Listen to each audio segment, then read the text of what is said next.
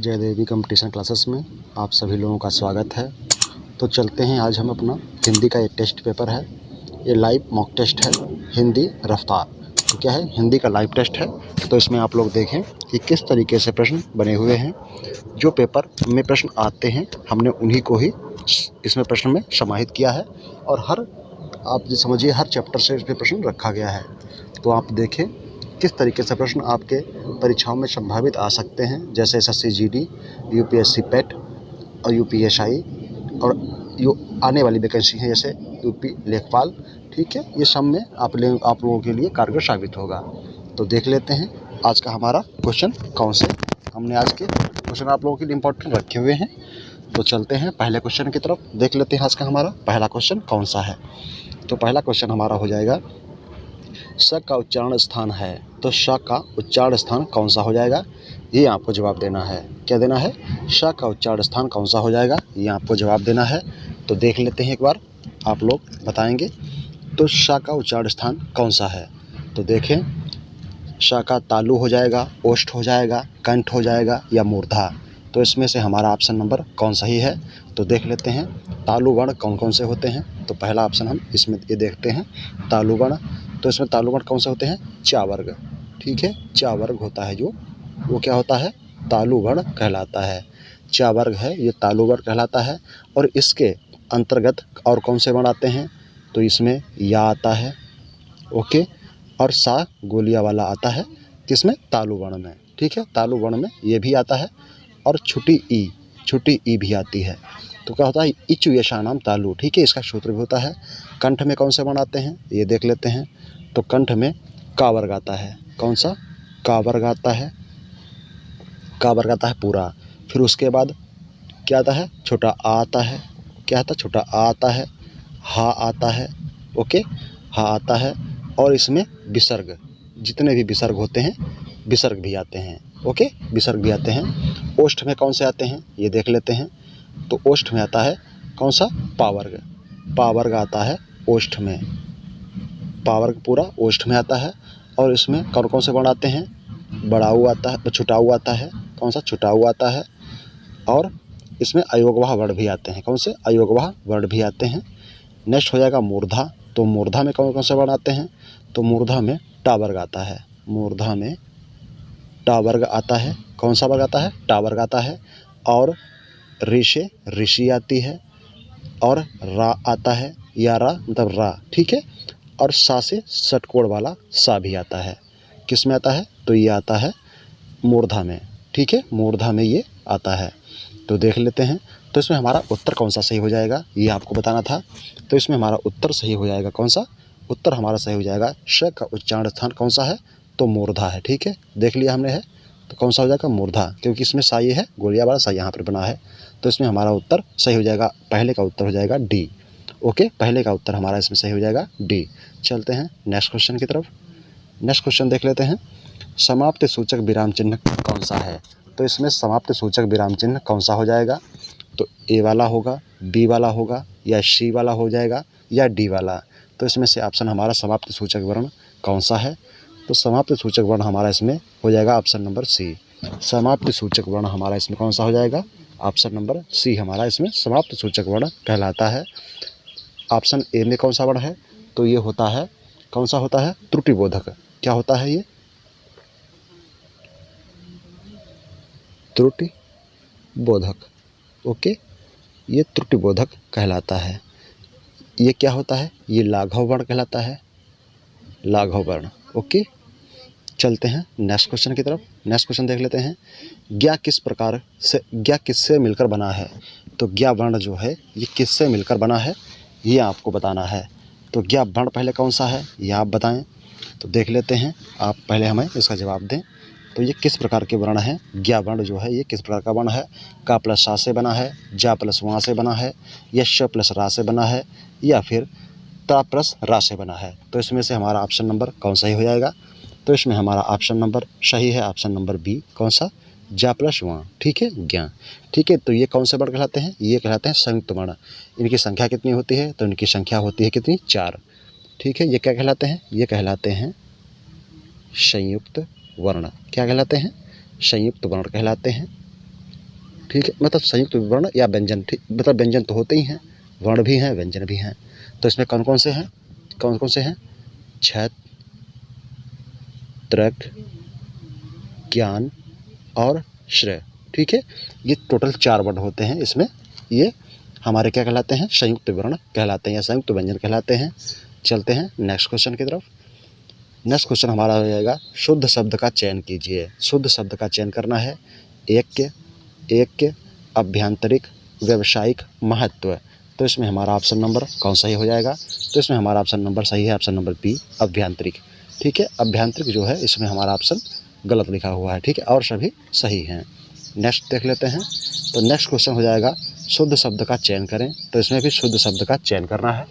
तो शुद्ध शब्द है सस्य श्यामलता, श्रृंगार, अनुषंगिक, सौहार्द्र। तो इसमें हमारा ऑप्शन नंबर कौन सही हो जाएगा? तो इसमें हमारा शुद्ध ऑप्शन है सौहार्द्र। सौहार्द्र इसमें है, ये सही लिखा हुआ है और अन्य सभी गलत लिखे हुए हैं। चलते हैं नेक्स्ट क्वेश्चन की तरफ। भाववाचक संज्ञा शब्द का चयन करें। तो भाववाचक संज्ञा शब्द का चयन करना है। शाबाशी, मित्र, तेजाब, कुंज। तो इसमें से हमारा भाववाचक शब्द कौन सा है? तो भाववाचक क्या है? इसमें भाव प्रकट होता है शाबाशी। ठीक है, शाबाशी हमारा ऑप्शन नंबर ए सही है। इसमें भाव प्रकट हो रहा है। भाववाचक मतलब भाव इसमें प्रकट हो रहा है, तो ये क्या है? शाबाशी हमारा इसमें ऑप्शन नंबर ए सही हो जाएगा। नेक्स्ट क्वेश्चन है स्त्रीलिंग। स्त्रीलिंग शब्द है एकवचन, शशि, चट्टान, गेहूँ। तो जो शब्द होते हैं इनका स्त्रीलिंग या पुल्लिंग जानने के लिए क्या करते हैं? हम विशेषण का प्रयोग करते हैं। क्या करते हैं? विशेषण का प्रयोग करते हैं। जैसे वचन अच्छा है या अच्छी है तो वचन अच्छा है, शशि अच्छी है या अच्छा है तो शशि अच्छी है, चट्टान अच्छी है या खराब है तो चट्टान अच्छी है, या गेहूँ अच्छा है या अच्छी है। तो इसमें कौन सा हमारा ऑप्शन हो जाएगा? तो इसमें हमारा ऑप्शन सही हो जाएगा, ऑप्शन नंबर हमारा सही है, ऑप्शन नंबर सी, चट्टान अच्छी है। ठीक है, क्या है? चट्टान अच्छी है। तो ये हमारा ऑप्शन नंबर सी है, ये स्त्रीलिंग हो जाएगा। कौन सा? तो चट्टान अच्छी है, ये हमारा ऑप्शन नंबर सी सही हो जाएगा। देख लेते हैं अगला क्वेश्चन। पुल्लिंग शब्द है, तो पुल्लिंग शब्द कौन सा है?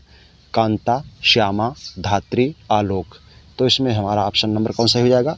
कांता स्त्री को बोलते हैं, श्यामा भी मतलब राधा का वर्ण है, धात्री वो भी।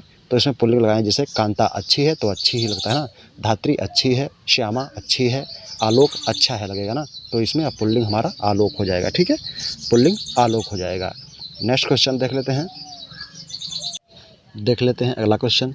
तिथि का बहुवचन है, तो इसमें तिथियाँ हो जाएगा, तिथियाँ हो जाएगा, या फिर तिथियाँ हो जाएगा, या फिर तिथियाँ।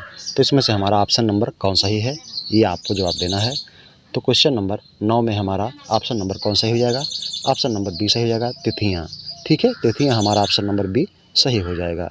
चलते हैं नेक्स्ट क्वेश्चन की तरफ।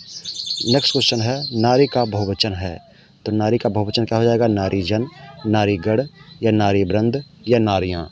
तो नारी का हमारा बहुवचन शब्द कौन सा हो जाएगा? तो नारी का हमारा बहुवचन शब्द हो जाएगा क्या? नारी वृंद। ठीक है, तो इसमें नारी जो है ये गलत लिखा हुआ है, नारी वृंद कैसे लिखेंगे? तो क्या हो जाएगा? नारी। ठीक है, क्या हो जाएगा? नारी वृंद। ठीक है, नारी वृंद, ये ऑप्शन सही होगा। ठीक है, नारी वृंद, इसमें बड़ी की मात्रा लगी है इसीलिए गलत है, इसमें छोटी की मात्रा होनी चाहिए थी इसी इधर से। ठीक है, चलते हैं नेक्स्ट क्वेश्चन की तरफ। नेक्स्ट क्वेश्चन हमारा हो जाएगा, राम के हित लक्ष्मण बन गए थे। राम के हित लक्ष्मण बन गए थे, तो के हित ये किस प्रकार का कारक है, ये बताना है आपको। संप्रदान कारक, संबंध कारक, कर्म कारक, या अधिकरण कारक। तो ये किस प्रकार का कारक है, ये आपको जवाब देना है। तो आप बताएं और देखें इसमें से हमारा ऑप्शन नंबर कौन सही हो जाएगा। तो जल्दी करें, देखते सबसे पहले इसका जवाब कौन देता है। तो राम के हित लक्ष्मण बन गए थे, इसमें हमारा ऑप्शन नंबर कौन सही हो जाएगा? तो इसमें संप्रदान कारक, संबंध कारक, कर्म कारक, या फिर अधिकरण कारक। तो इसमें हमारा ऑप्शन नंबर कौन सही है, ये आपको जवाब देना है। तो आप देखें और जवाब दें इसका। तो इसमें हमारा ऑप्शन नंबर सही हो जाएगा, कौन सा? Option number 1, संप्रदान। ठीक है, संप्रदान के लिए या के हित, ये सब इसमें वर्ण इसी के आते हैं, संप्रदान के लिए। ठीक है, चलते हैं नेक्स्ट क्वेश्चन की तरफ। हिंदी वर्णमाला में कुल संख्या है, तो हिंदी वर्णमाला में सर्वनामों की कुल संख्या कितनी है, ये आपको जवाब देना है। तो हिंदी वर्णमाला में सर्वनामों की संख्या 11, 6, 8, 9। तो इसमें से हमारा ऑप्शन नंबर कौन सही है? तो इसमें हमारा ऑप्शन नंबर कौन सही हो जाएगा, ये आपको जवाब देना है। हिंदी में सर्वनामों की संख्या कितनी हो जाएगी? इसका आप जवाब दें। तो इसमें हमारा सर्वनामों की संख्या कितनी हो जाएगी? तो देखते हैं सबसे पहले इसका जवाब कौन देता है। तो इसमें देख लेते हैं। तो इसमें हमारा ऑप्शन नंबर सही हो जाएगा, ऑप्शन नंबर ए 11। ठीक है, कौन कौन से होते हैं ये आपको बताना है। तो कौन कौन से होते हैं? मैं, तुम, आप, यह, वह, कोई, कुछ, निश्चित। कौन सा होता है? कोई, कुछ, कौन, क्या, जो, सो। ठीक है, कौन कौन से होते हैं एक बार लिख देते हैं। मैं, तुम, कौन कौन सा है? मैं, तुम, फिर क्या है? आप, मैं, तुम, आप, यह, वह, कोई, कौन सा? कोई, कुछ, कौन, क्या, जो,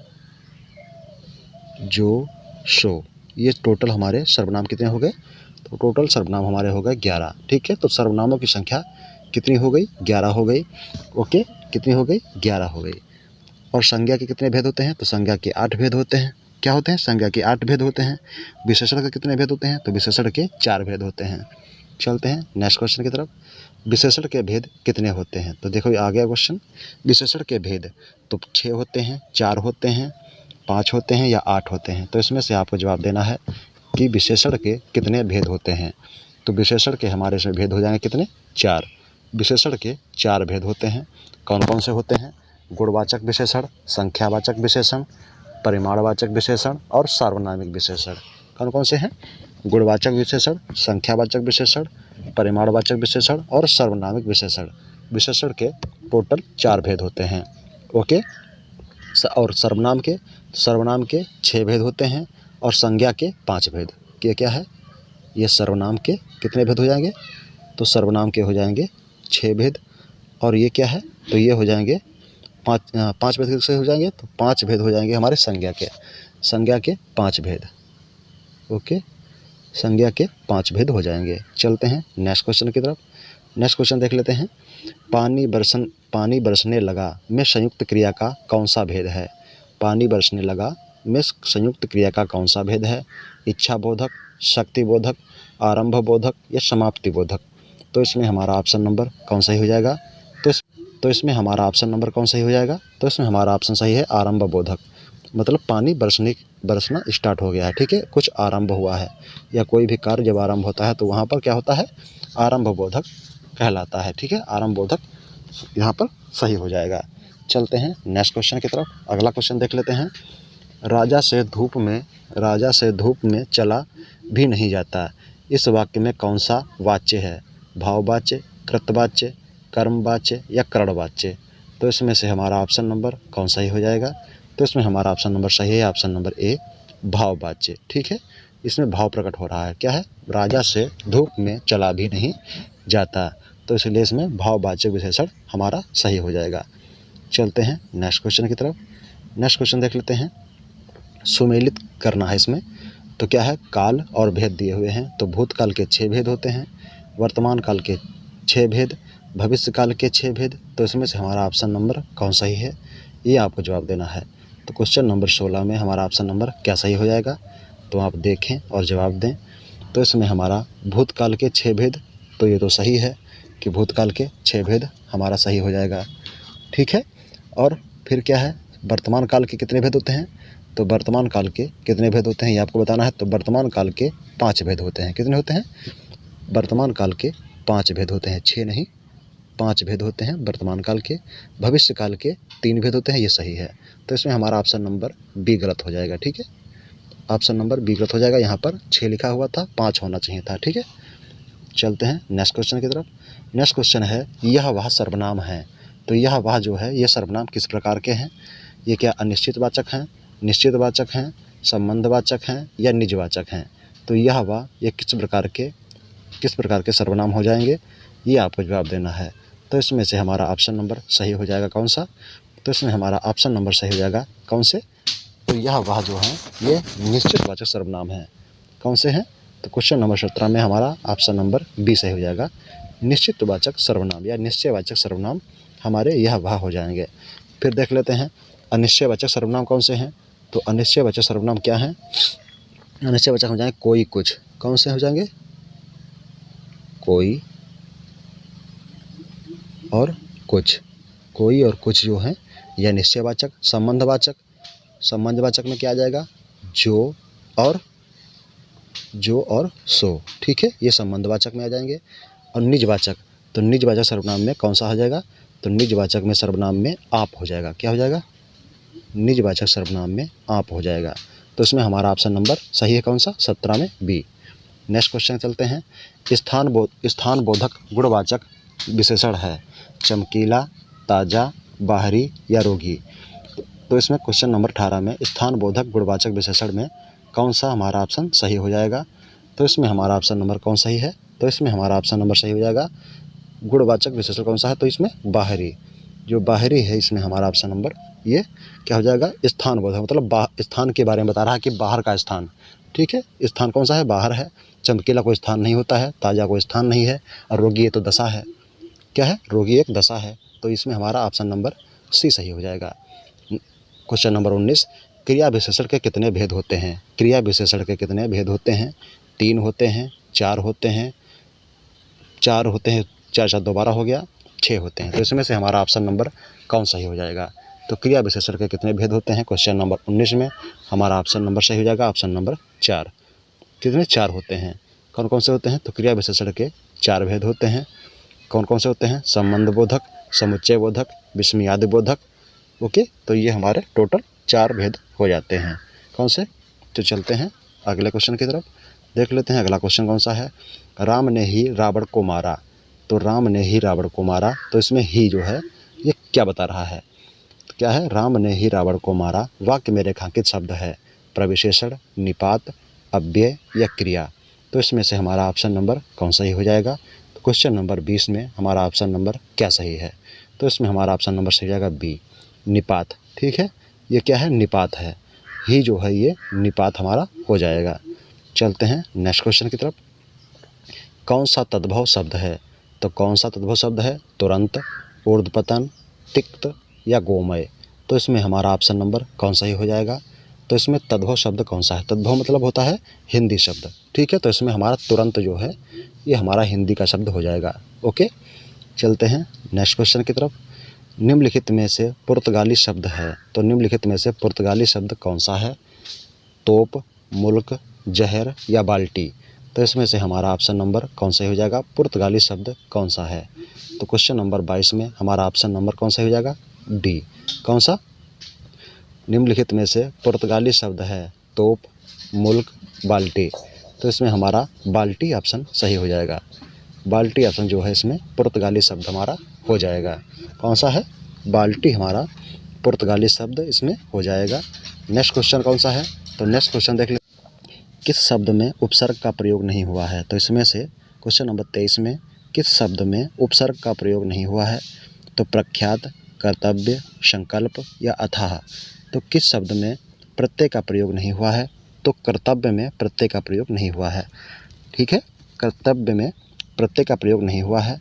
तो देख लेते हैं, हाँ, उपसर्ग का प्रयोग नहीं हुआ है। देख लेते हैं, प्रख्यात में प्रा का उपसर्ग लगा हुआ है, संकल्प में संग उपसर्ग लगा है, और अथाह में अ उपसर्ग लगा हुआ है। इसीलिए कर्तव्य में कोई उपसर्ग नहीं लगा है, इसीलिए वो ऑप्शन नंबर हमारा गलत हो जाएगा। मतलब बी ऑप्शन इसमें हमारा सही हो जाएगा। ओके, नेक्स्ट क्वेश्चन देख लेते हैं।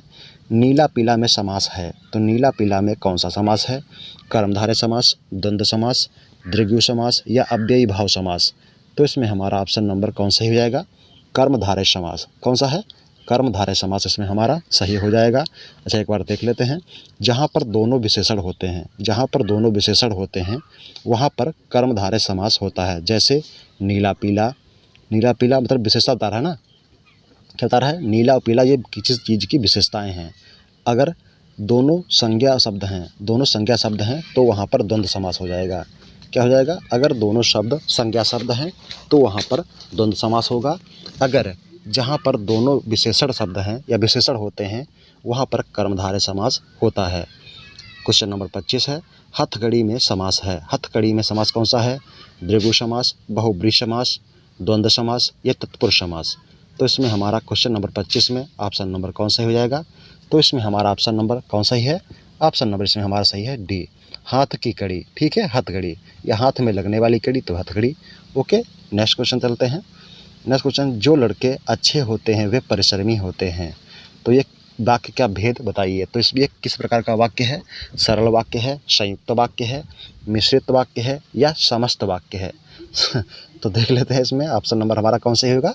मिश्रित वाक्य। क्या है ये? हमारा मिश्रित वाक्य है। जो लड़के अच्छे होते हैं वे परिश्रमी होते हैं। मतलब एक प्रश्न पहले एक वाक्य पूरा था ही, दूसरा वाक्य से जोड़ा गया, तो इसलिए मिश्र वाक्य हो गया। अगला क्वेश्चन है, तुम पढ़ो मैं तुम पढ़ो में वाक्य भेद है। तुम पढ़ो में वाक्य भेद है। तो वाक्य भेद क्या है? इच्छावाचक, आज्ञावाचक, संकेतवाचक या संदेहवाचक। तो इसमें हमारा ऑप्शन नंबर कौन सा हो जाएगा? तो इसमें है तुम पढ़ो, ये क्या है? आज्ञावाचक। ठीक है, यह आज्ञा दी जा रही है कि तुम पढ़ो, तो इसमें आज्ञावाचक विशेषण हमारा हो जाएगा। इच्छावाचक में मतलब जो हमारी इच्छा होगी वो हम करेंगे। संकेतवाचक में किसी चीज़ के बारे में बताया जाना। संदेहवाचक मतलब किसी चीज़ पर संदेह होना, अच्छा ये बात वो थी, ये चीज़ें होती हैं। ठीक है, नेक्स्ट क्वेश्चन है, शुद्ध वाक्य बताएं। एक गाय, दो घोड़े और एक बकरी मैदान में चर रहे हैं। बाघ और बकरी एक घाट पानी पीती है। छात्रों ने पंडित नेहरू को अभिनंदन पत्र प्रदान किया। श्री कृष्ण के अनेक नाम हैं। तो इसमें हमारा ऑप्शन नंबर कौन सही हो जाएगा? तो इसमें हमारा ऑप्शन नंबर सही हो जाएगा कौन सा? Option number D, Shri Krishna के अनेक नाम हैं। ओके, नेक्स्ट क्वेश्चन देख लेते हैं। नेक्स्ट क्वेश्चन है, गंगा का पर्यायवाची है। तो गंगा का पर्यायवाची कौन सा हो जाएगा? सुर नदी, अर्ची, धूसर, सरिता। तो क्वेश्चन नंबर 29 में हमारा ऑप्शन नंबर कौन सही है? ऑप्शन नंबर 1 सही है। गंगा नदी का पर्यायवाची सुर नदी है। कौन सा? सुर नदी हो जाएगा।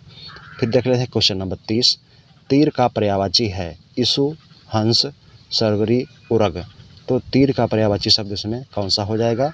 तो इशु जो है इसमें हमारा तीर का पर्यायवाची शब्द हो जाएगा। चलते हैं अगले क्वेश्चन की तरफ। अगला क्वेश्चन देख लेते हैं, नश्वर का विलोम है। नश्वर का विलोम क्या है?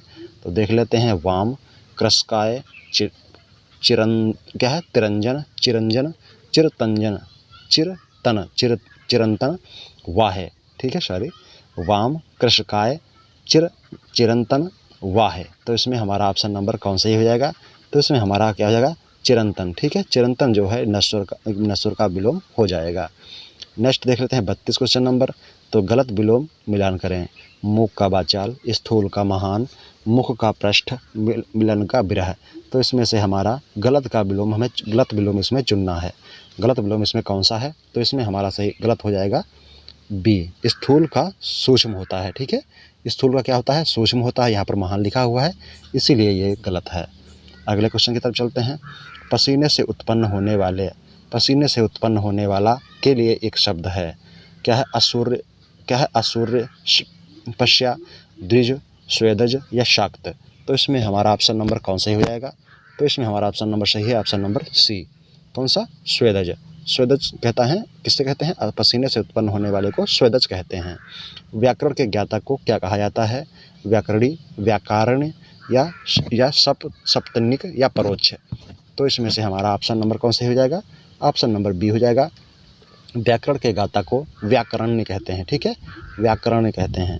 चलते हैं नेक्स्ट क्वेश्चन की तरफ। नेक्स्ट क्वेश्चन है, अन्न लगना मुहावरे का अर्थ क्या है? तो इसमें खेती करना, स्वस्थ रहना, बीज बोना। अन्न लगना मुहावरे का अर्थ क्या है? खेती करना, स्वस्थ रहना, बीज बोना या भटकना। तो इसमें हमारा ऑप्शन नंबर कौन सा हो जाएगा? क्या होगा? स्वस्थ रहना। अन्न लगने का मुहावरे का अर्थ है स्वस्थ रहना। जिसको अन्न लगता है वो स्वस्थ होता है। नाक का बाल होना मुहावरे का अर्थ है शोक करना, ध्यान देना, प्रिय होना या प्रेम से स्वागत करना। तो इसमें हमारा ऑप्शन नंबर कौन सा हो जाएगा? अत्यधिक प्रिय होना या प्रिय होना। क्या है? नाक का बाल होना, प्रिय होना। ठीक है, अगला क्वेश्चन देख लेते हैं। आगे नाथ न पीछे पगहा। आगे नाथ न पीछे पगहा लोकोक्ति का अर्थ है न कारण न कार्य, किसी तरह की जिम्मेदारी का ना होना, काम पर न जाने पर बहाना बनाना। तो इसमें हमारा ऑप्शन नंबर कौन सही हो जाएगा? क्वेश्चन नंबर 37 में हमारा ऑप्शन नंबर क्या सही है? बी। किसी तरह की जिम्मेदारी का ना होना, आगे नाथ न पीछे पगहा का अर्थ सही हो जाएगा। फिर देख लेते हैं क्वेश्चन नंबर 38। तू रूप है किरण में, सौंदर्य है सुमन में, तू पारा प्राण है पवन में, विस्तार है गगन में। तू रूप है किरण में, सौंदर्य है सुमन में, तू प्राण है पवन में, विस्तार है गगन में। वाक्य में अलंकार है दृष्टांत, उपमा, उल्लेख, उत्प्रेक्षा। तो इसमें हमारा ऑप्शन नंबर सही हो जाएगा कौन सा? उल्लेख। तो ये क्या है? उल्लेख हो जाएगा इसमें, ठीक है। उल्लेख इसमें हमारा सही हो जाएगा, उल्लेख अलंकार इसमें सही हो जाएगा। नेक्स्ट क्वेश्चन देख लेते हैं। क्या है? दोहा का विपरीत छंद है। तो दोहा का विपरीत छंद कौन सा हो जाएगा? सोरठा, चौपाई, बरबय, रोला। तो इसमें हमारा ऑप्शन नंबर कौन सही हो जाएगा? तो इसमें दोहा का जो विपरीत होता है वो क्या कहलाता है? तो इसमें सोरठा होता है। दोहा का विपरीत सोरठा होता है। संचारी भाव की संख्या क्या है? तो संचारी भाव की संख्या क्या है आपको बताना है। तो संचारी भाव की संख्या 33, 40, 35 या 45। तो संचारी भाव की संख्या 33 होती है। कितनी होती है? संचारी भाव की संख्या 33 होती है। ओके, तो ये हमारे हो गए आज के महत्वपूर्ण प्रश्न। तो अभी तक जिसने हमारा यूट्यूब चैनल सब्सक्राइब नहीं किया है वो हमारे यूट्यूब चैनल सब्सक्राइब भी कर ले और अपने दोस्तों को भी शेयर करें, जिससे उन्हें पता चले कि कहीं यूट्यूब पर इतनी महत्वपूर्ण क्लासें चलती हैं, जिससे प्रत्येक बच्चे का भविष्य संभल सकता है। तो थैंक्स फॉर वॉचिंग। धन्यवाद।